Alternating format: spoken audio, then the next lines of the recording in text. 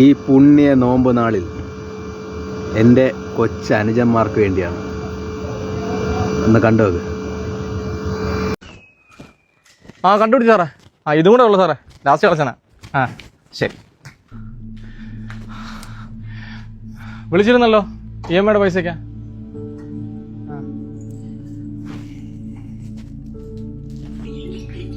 ₹100 കുറവുണ്ട് മോനെ. വിളിച്ച് പറഞ്ഞല്ലേ നിങ്ങളത്. ഇതാണ് മൊത്തം ചില്ലറ. പിന്നെ ലേറ്റ് ഫീസ് വരുമ്പം അവിടെ കിടന്ന് കരഞ്ഞിട്ട് കാര്യമൊന്നുമില്ല കേട്ടോ. ഹലോ അമ്മ. ഇനി പറ്റത്തില്ലമ്മ, ഞാൻ ഇവിടെ പള്ളിയിൽ നിന്നാണ് മുറിച്ചോളാം. മോനെ വേണമെങ്കിൽ ഇവിടെ നിന്ന് നേരം മുറിക്കാം. അത് വേണ്ട, ഞാൻ പള്ളിയിൽ നിന്ന് മുറിച്ചോളാം. ശരി.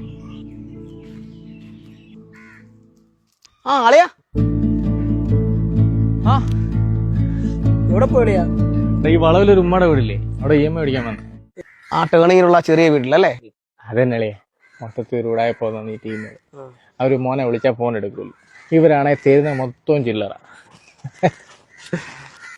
നീ ഇപ്പോൾ ഒരു EMI വാങ്ങാൻ പോകുന്നില്ലേ? അതൊരു മകനെടുത്ത് EMI ആയിരുന്നു, ബൈക്ക് വാങ്ങാൻ വേണ്ടിയിട്ട്.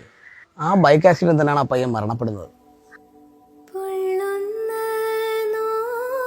വേണമെങ്കിൽ അവരുടെ മോൻ മരിച്ചതും പറഞ്ഞ് അവർക്ക് EMI അടയ്ക്കാതിരിക്കാം. പക്ഷെ അവരുടെ മോൻ്റെ പേരിൽ ഒരു കടവും വേണ്ടാന്ന് കരുതിയിട്ടാണ് അവർ ഈ കൂലിപ്പണിക്കും വീട്ടുജോലിക്കും പോയി EMI മൊത്തം അടയ്ക്കുന്നത്. പാവം, അവരുടെ മോനില്ലാത്ത ആദ്യത്തെ നോമ്പാ. ഹലോ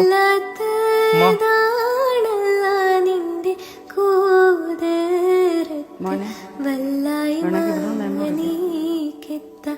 ഈ ലോകത്ത് കൊതി തീർത്ത് ഹിദായത്തിൽ എന്നെ ചേർക്ക് എല്ലാം പാടി. പള്ളി കുറച്ച് ദൂരെയാന്ന് തോന്നുന്നു.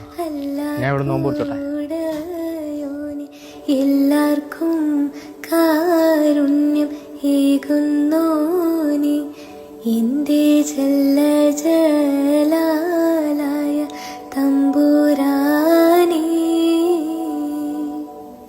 എൻ്റെ കൊച്ചനുജന്മാരെ, കുഞ്ഞുമക്കളെ, വാഹനമെന്ന് പറയുന്നത് ആവശ്യത്തിന് ഉപയോഗിക്കാനുള്ളതാണ്, അനാവശ്യം കെട്ട് ഉപയോഗിക്കാനുള്ളതല്ല. ശ്രദ്ധ മരിക്കുമ്പോൾ അപകടം ജനിക്കുന്നു. ഈ അപകടത്തിന് ജനിക്കാൻ വേണ്ടി എന്തിനാണ് നമ്മൾ ചാൻസ് നൽകുന്നത്? നിങ്ങൾക്കൊരു അപകടം പറ്റിയാൽ നിങ്ങൾ മാത്രമല്ല അതിൽ ബാധിക്കുന്നത്. നിങ്ങളെ സ്നേഹിക്കുന്ന നിങ്ങളുടെ അച്ഛനമ്മമാർ, സഹോദരങ്ങൾ, കുടുംബ ബന്ധുമിത്രാദികൾ എന്നിവരും കൂടെ അതിൽ ഉൾപ്പെടും എന്നും കൂടെ നിങ്ങൾ മനസ്സിലാക്കണം.